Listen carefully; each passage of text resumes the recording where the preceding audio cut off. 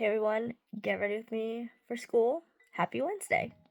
So, I started putting on my Halo Glow already, but today is a very special get ready with me because it is my birthday. And yeah, so I hope you guys had a great, don't know why the lighting changed, great start to your week. Mine was pretty good. Mine wasn't horrible, which wasn't too crazy, so that's good. But next week is also midterms week, so I'm soaking up any sort of peace I have right now. So, um, like I said, so we're probably just gonna go out to dinner, and then I also have like a party happening this weekend. So I'll probably try to do a get ready with me for that as well. So, um, yeah. But I have not had the energy to film any get ready with me's for like the longest time. But I literally forced myself up to film a get ready for me for today because I was like, come on, it's a special day. Like, I gotta film a get ready with me. So that's why we're here. But I thought today that I would talk about something that I tried to talk about a little while ago. I started filming to get ready with me over my like February break, and I had to leave like really abruptly. So the get ready with me like didn't finish. I just like, sorry, hold on. I just like finished my makeup without like finishing the get ready with me, if that makes sense. So, that didn't get posted because I didn't finish like the get ready with me. So I thought I would talk about what I was talking about there. Here. Guys, I swear this always happens. Somehow it's playing again, and I look like it goes. I don't know why this lighting changed again, but somehow it's playing again. So I think I'm gonna try to just go in with just this concealer. So if I look a little crazy, like bear with me. But anyway, so over the break there was an interview that had come out with this like radio show host, which his name doesn't mean anything to me. I don't know who he is, but oh my gosh, I know some people do. Like my dad did. Like my dad knew who he was. So obviously, like I know some people probably know who he is. His name didn't mean anything to me though. His name was Adam Carolla. So if that name means anything to you, then I guess like you guys know who he is. I don't really know who he is. I think he was like a radio show host or something. Also, don't come at me for not knowing that name because I don't know if that's like meant to be like,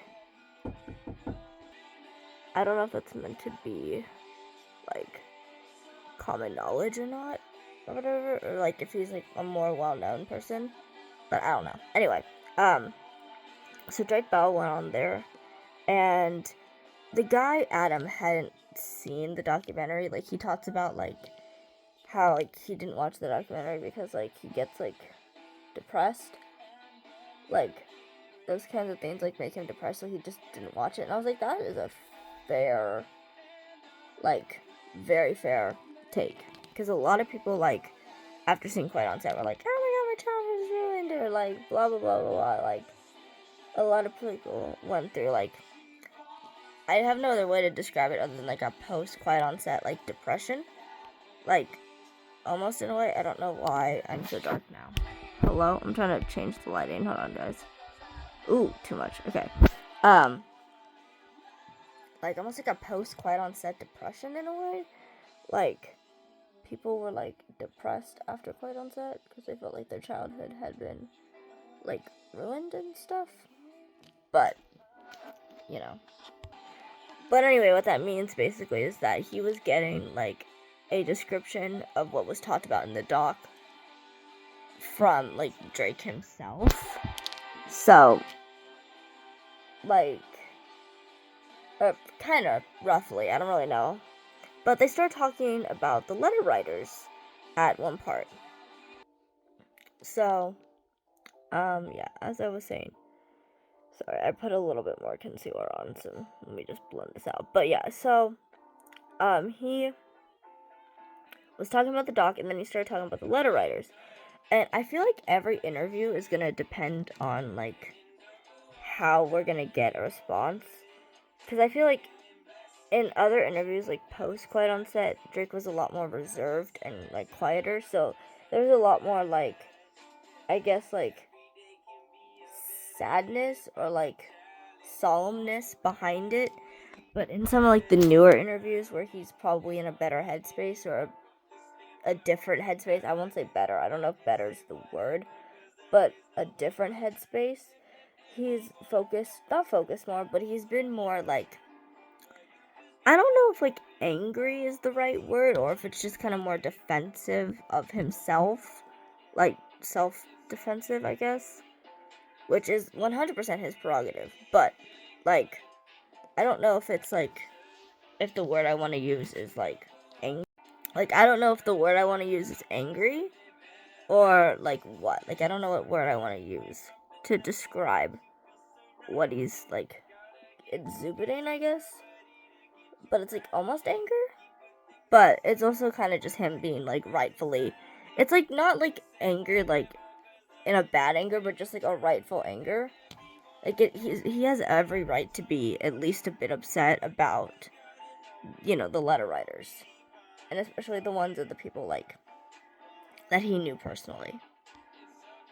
So, and one of the people that he does talk about James Marsden, and then he talks about, I think he might talk, well, no, he doesn't, I don't think he talks about Taran Killam in this one, but he might, I don't really entirely remember, but he definitely, I think, mentions James Marsden, which is only important because the fact that he was, like, angrier in this interview is the vibe that we're going for what I'm about to explain later.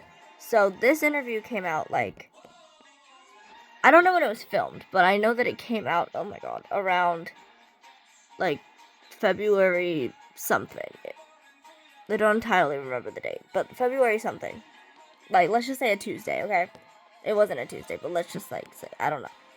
It came out like earlier, and then like I think the next day or a day or two after, Drake posts this thing on his Instagram that's, sorry guys, the camera's falling. That's literally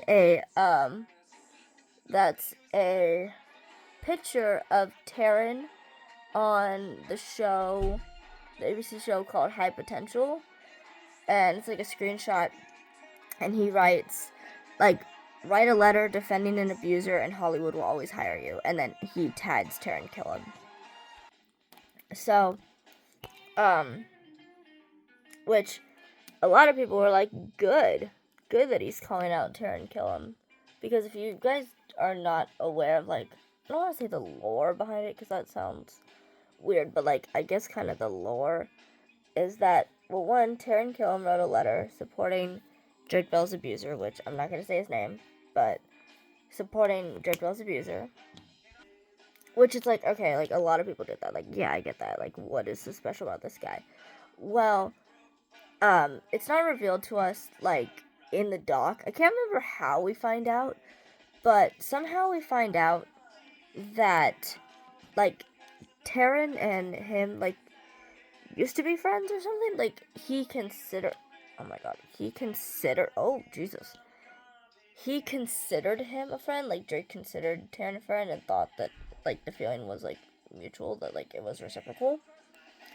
And then Taran went and, like, switched up on him and did this, which, obviously, I guess has no representation of whether or not they're friends or not, but he thought they were friends. Like, he had gotten Taran this, like, signed, like, thing of, I don't know, I can't remember if it was a poster or if it was, like, a cutout. I think it was a cutout of, like, Carrie Fisher, because he worked with her in something, and, like, he knew that Taran, like, really liked Carrie Fisher, so he got him, like, a signed, like, I think it was a cutout or a poster. It was one of the two. It was something signed. And I guess, like, Taran had, like, put it up on, like, something, like, I think there was, like, a magazine interview that he did when he got hired with SNL, and, like, put it as, like, one of the more something something he values or treasures, or something an important thing to him, or something like that, something like that. Taryn is also in Drake and Josh, one episode. So anyway, Drake is rightfully angry, and no one's gonna tell him he can't be angry about this, because he thought that was his friend, and that's gotta hurt. So obviously that's gotta hurt. But where I'm going with this is, so he posted that Instagram post saying write a letter defending an abuser and Hollywood will always hire you. But then literally the next day it was gone. He took it down.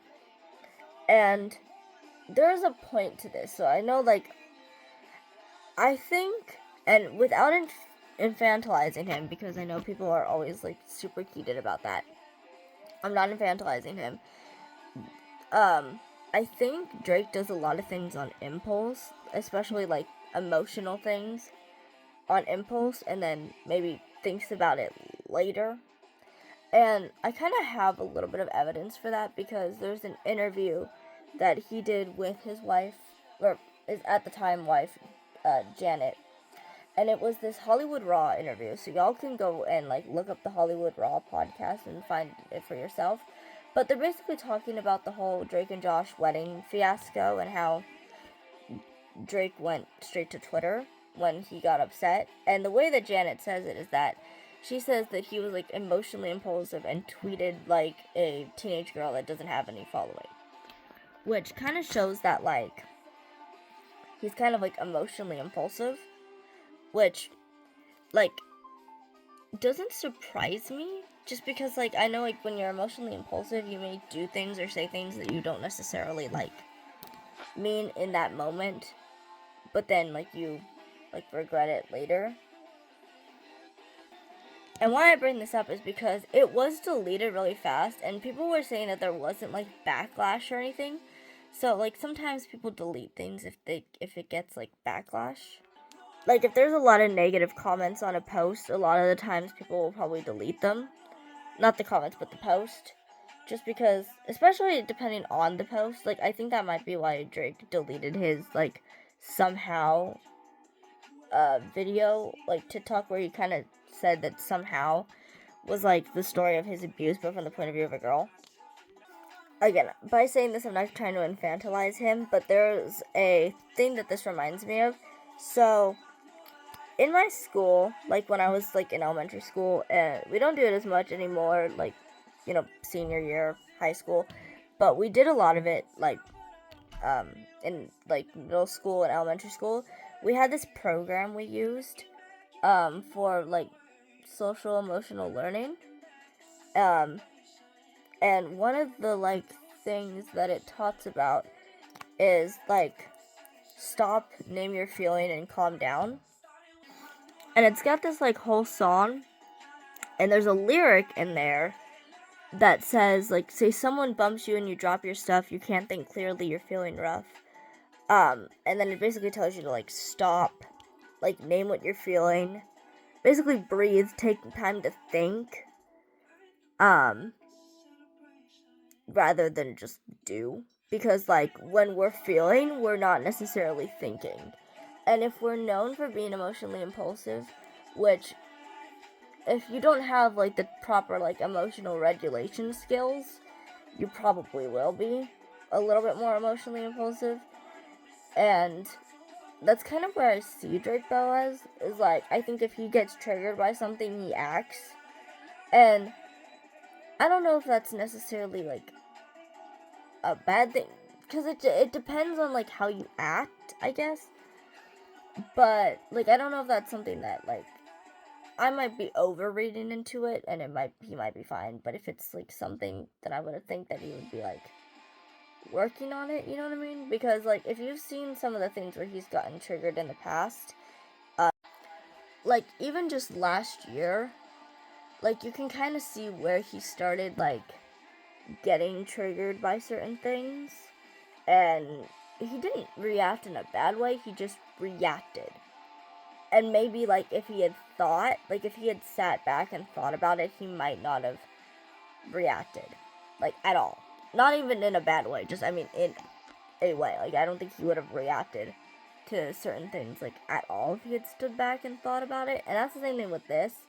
Like, I feel like maybe if he had stood back, because he deleted it, so it's like maybe he didn't actually want to say that anymore, but in the moment he did, because, you know, and he did it because he acted on impulse.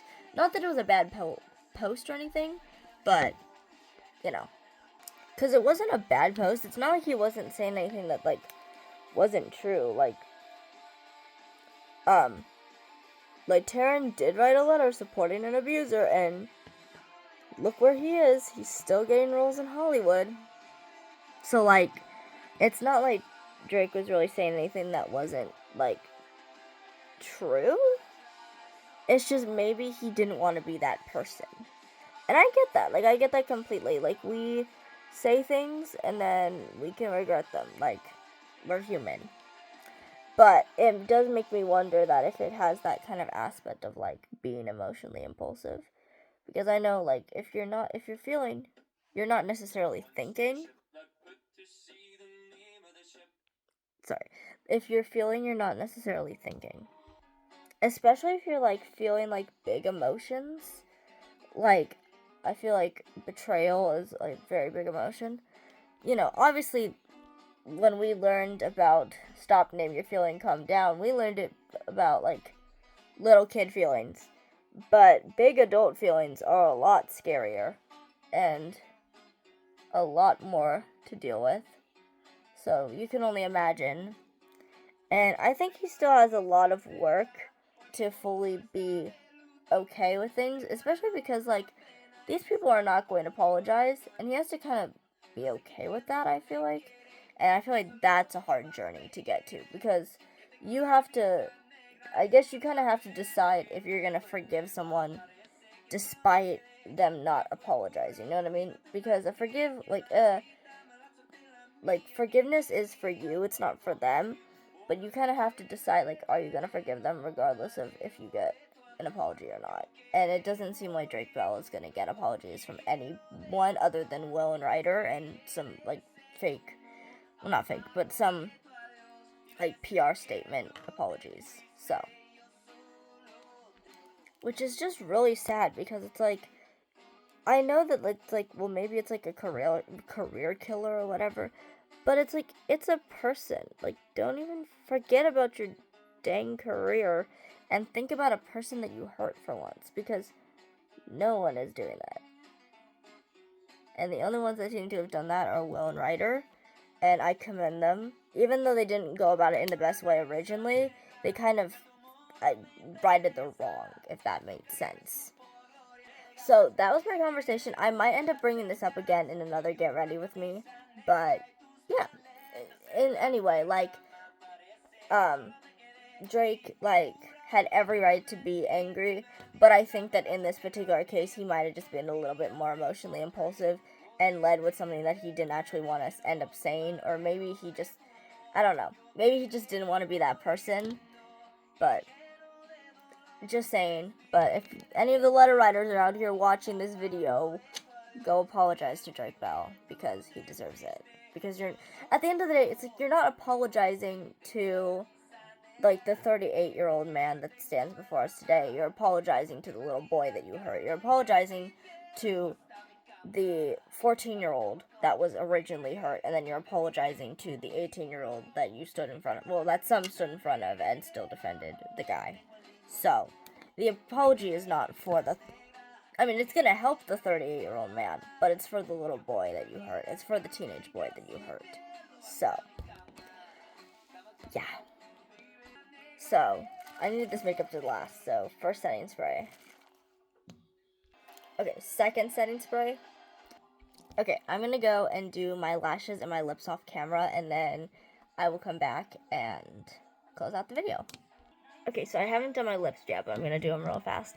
But I hope you guys hope you guys enjoyed this video. And I hope you guys have a great day. Have a blessed day. Jesus loves you. I love you. And I will see you all in the next one. Bye, guys.